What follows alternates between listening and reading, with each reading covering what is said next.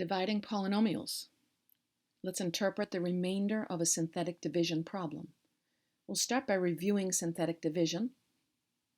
Remember that when we put our coefficients down, we have to sometimes include a zero placeholder. We're dividing this polynomial by x minus 4. And so what value of x would make that 0? That would be 4. Let's bring down the 5.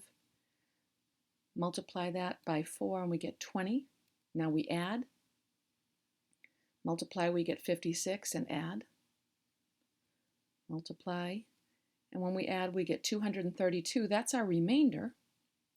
And so what this means is x minus 4 is not a factor of the given polynomial expression.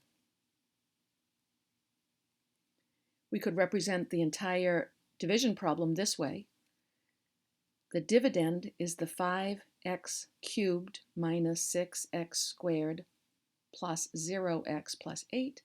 We're dividing by the binomial x minus 4, and you can see what our quotient is.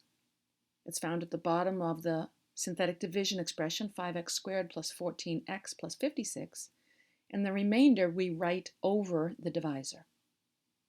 So let's look at another example.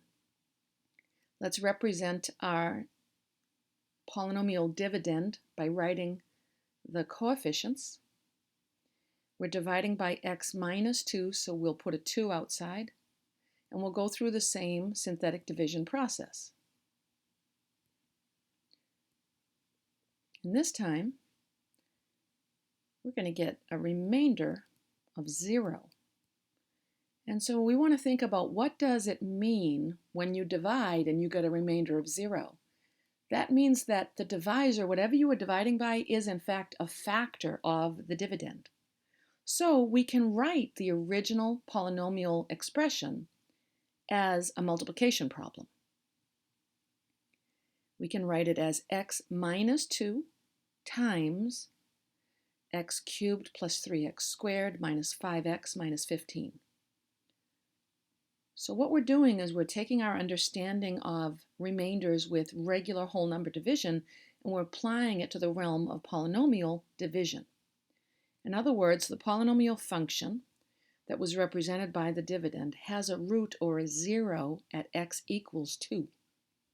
If I were to graph the polynomial function, f of x equals x to the 4th plus x cubed minus 11x squared minus 5x plus 30, that function would pass through the x-axis at x equals 2.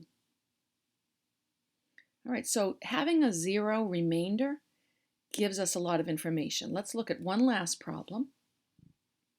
Here's another example of a polynomial division, the problem that's been worked out for us. The last number, as you know, is the remainder. This one has a remainder of 0. This means I could write a division problem. Remember, dividend is what is being divided by the divisor. That equals a quotient plus a remainder in this case, which is 0. So let's write our problem. There's my polynomial expression, which was represented at the top of the synthetic division problem. I'm dividing by x minus 2.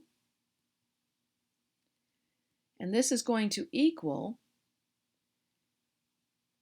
2x to the 3rd minus 1x squared minus 16x plus 15 plus a remainder of 0. So in other words, the given polynomial function, if I were to graph it, would pass through the x-axis again at x equals 2.